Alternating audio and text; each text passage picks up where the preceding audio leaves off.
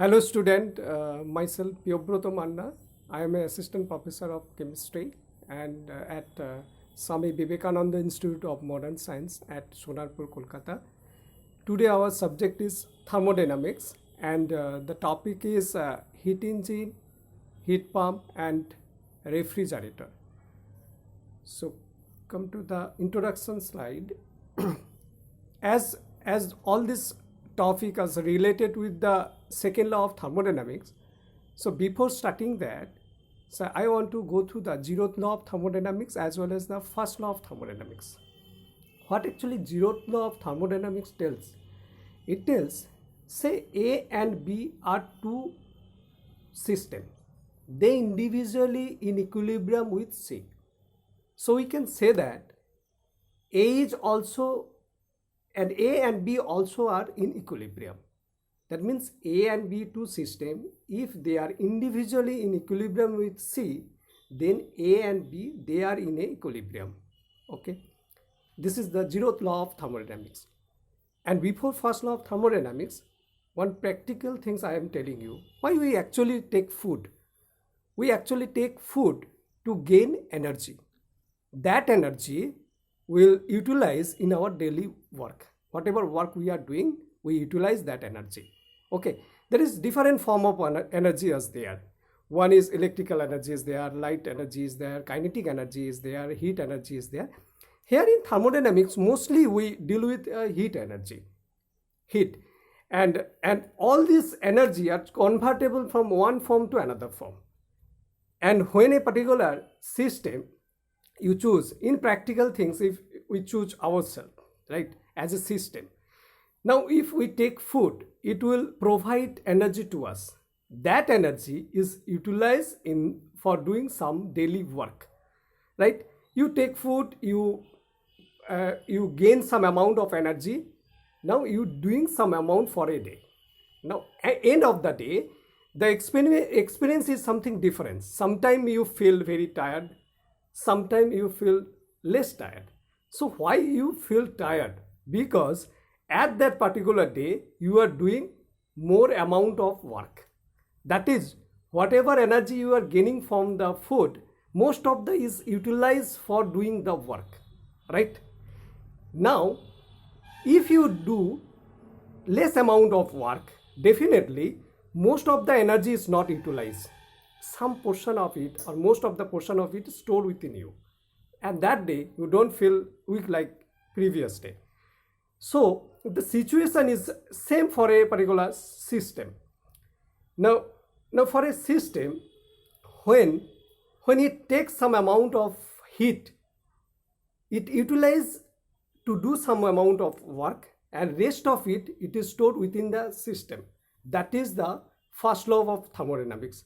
And one thing I want to tell you, that it is impossible to convert the total amount of heat into the work. You can't do that because there is so many frictional forces are there. And one of the beauty of thermodynamics is that you can measure that because it deals with the macro world, not the micro world. Because micro world means most of the you can't see in the naked eye. In biology, you can say that all the virus, bacteria, they are in a micro world. But in chemist, the micro world is all about the electron, proton and atomic level. And that case, you have to utilize quantum mechanics.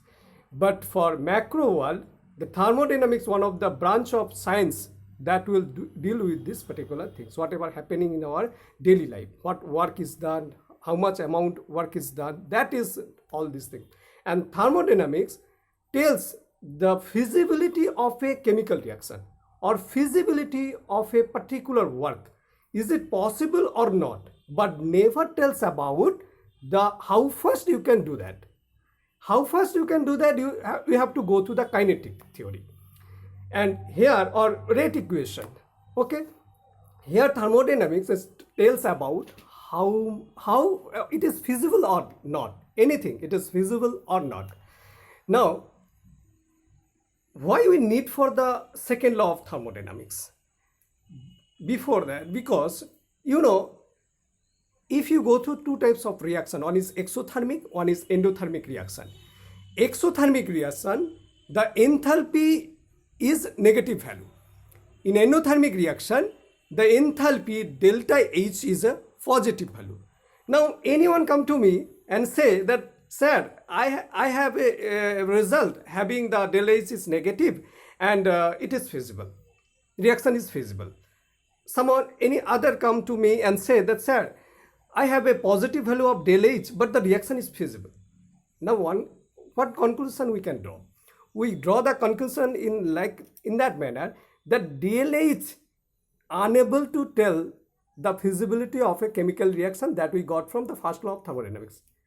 In that particular point, we need a particular another function that describes the feasibility of chemical reaction.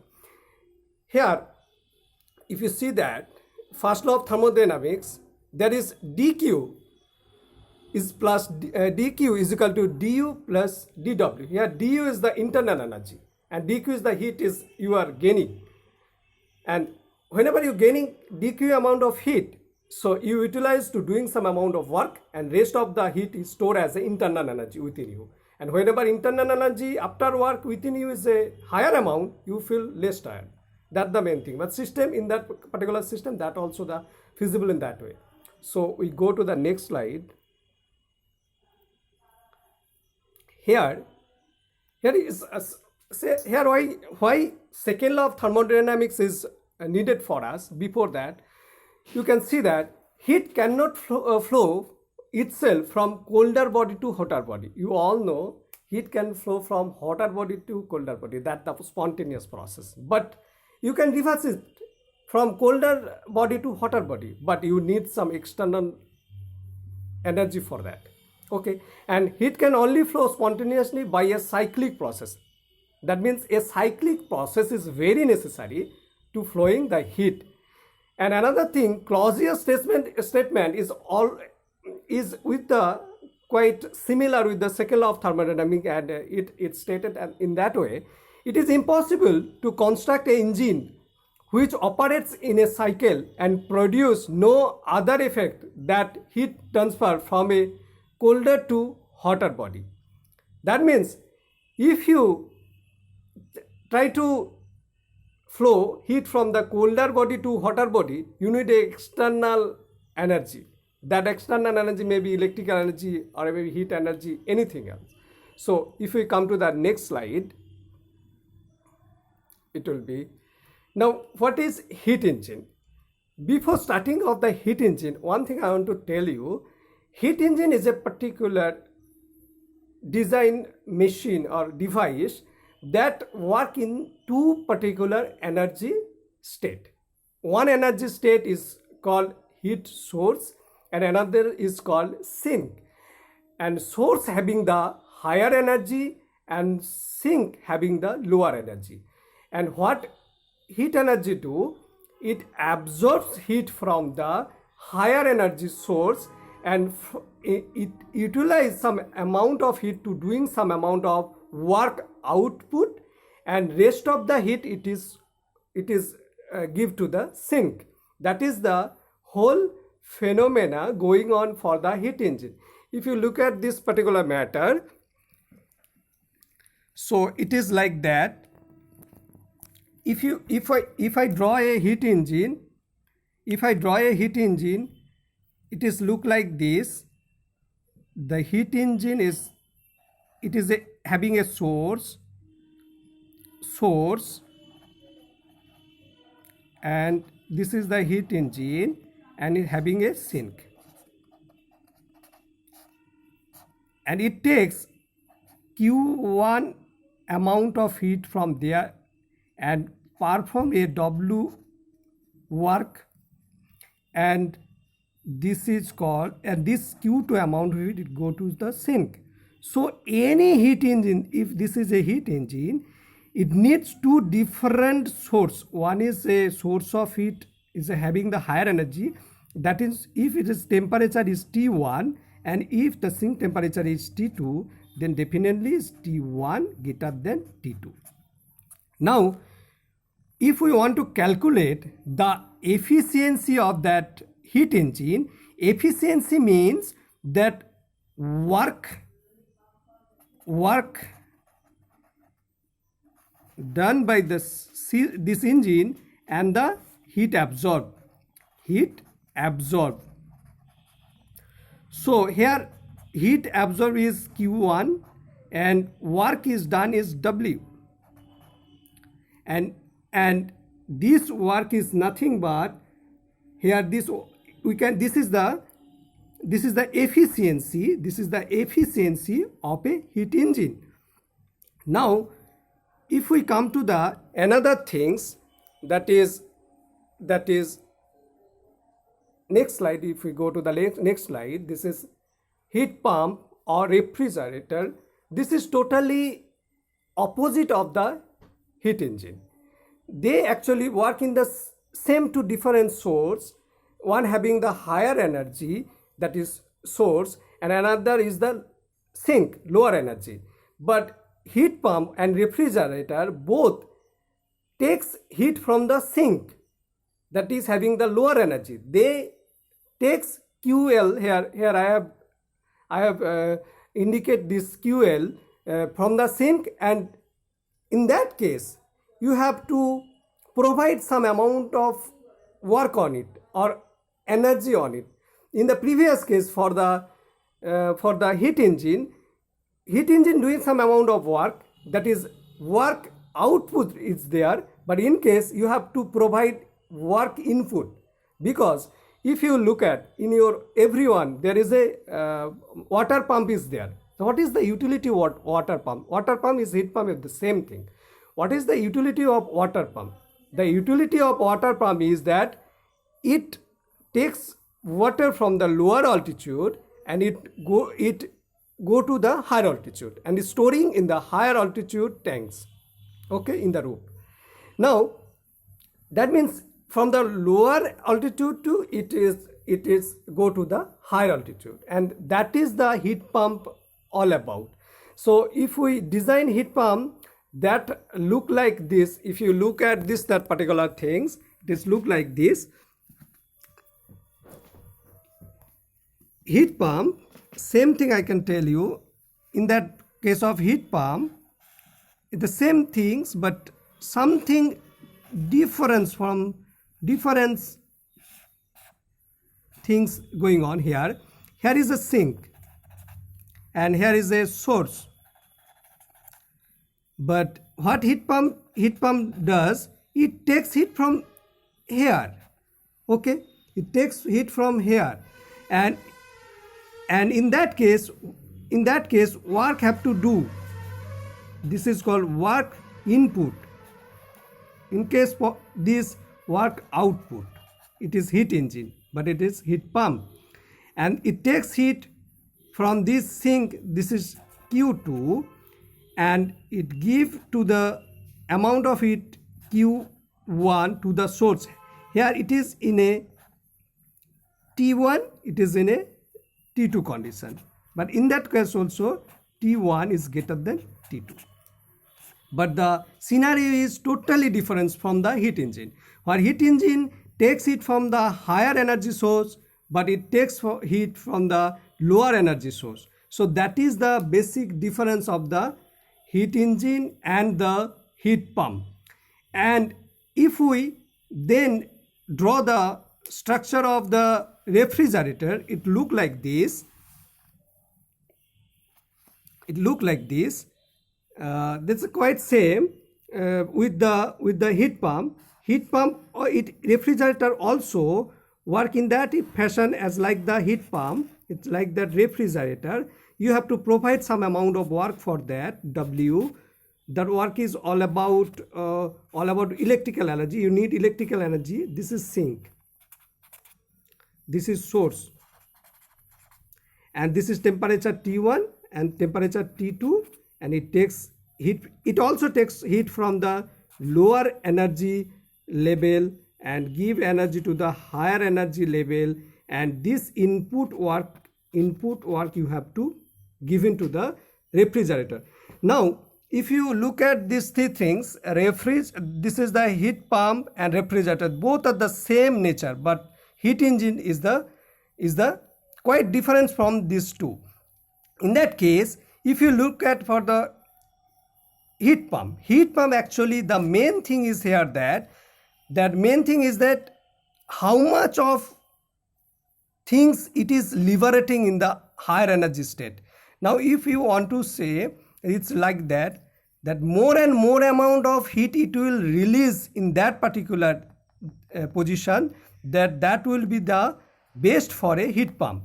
But it is the refrigerator that is sink, that is here main thing, it is your fridge. Let this one is your fridge. Within your fridge you want this will be the more colder and colder, and here it will takes most amount of heat from this particular position, and most of the case it is happen in that way.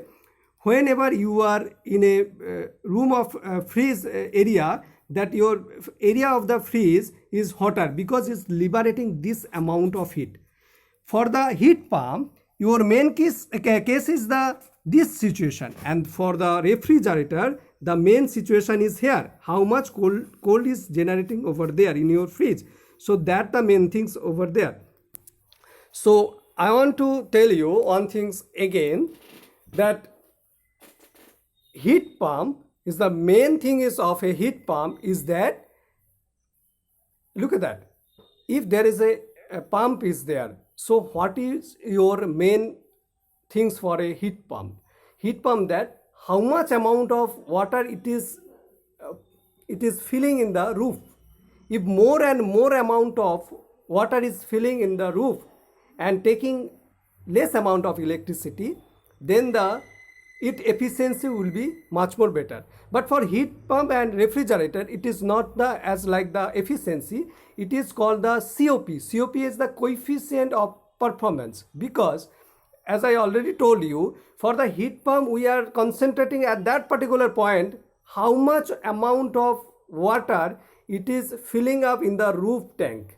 That amount of water divided by its how much amount of heat you have to provide to the heat pump. And for refrigerator, the main thing is that how much amount of cooling is there in your particular within the fridge. If the cooling is higher and higher, that's the main things. And that if the cooling is higher, so within the sink, if the cooling is higher, then here the main thing is the QL. You look at that QL, that's the main things for refrigerator. But QH is the main thing for the heat pump. That's the basic difference. Now, it's the simple way I can tell you. Say you give a particular anyone 100 rupees for marketing, right? So you fixed it that this amount of things you have to bring from the market. Now that person done his particular bazaar or marketing by 90 rupees. Okay, so 10 rupees is gain is there, right? So 100 rupees you expecting, but he done by the bargaining process is done it for 90 rupees. So the efficiency is very high, because in that case efficiency is measured in that way 100 by 90. But in that case it is value greater than 1. But if anyone is there, here bargaining capacity is very low, so he spend 110. In that case the efficiency will be the 100 by 100 by 10, that will be less than 1. So most of the case efficiency is the less than 1, because there is the presence of frictional forces is there. So due to the presence of frictional force, it is impossible to design a engine or a heat pump or a refrigerator which having efficiency or coefficient of performance is not equal to 1 or greater than 1. It is always less than 1. That's the main thing. And another thing is that all these things that I have described here, how the heat engine is working, how the heat pump is working, or refrigerator is working, but I have not discussed the total structure of this cyclic process. All this heat engine or heat pump or refrigerator, this is some different processes going on by which they are operating, and in that particular case we have to come to the Carnot cycle, and when we come to know Carnot cycle, it will be much more easier. And in that case we will also describe the exact thing, that the efficiency matter. In that case, efficiency means how much you are efficient, how much amount of work you are doing, and what amount of heat you are gaining. If you are gaining less amount of heat and you providing high amount of work, then your efficiency is greater than 1. Okay, you are efficient, or much more efficient person. But in normal case, in for any engine, it is not possible, because there is so many frictional forces are there, so that will oppose you to doing such kinds of work, or sometimes it is heat loss is there. So due to this heat loss, you can convert all the amount of heat into work, so work always less. So that case, efficiency, work by heat, is less than 1. So this is all about is today's topic, and definitely we come to the so many problems related with in the next topic. Thank you very much for watching, and definitely we come to the next video with Carnot engine or Carnot cycle, and we will definitely clarify this efficiency matter and prove that particular matter in a derived form. Thank you so much for being with us. Thank you.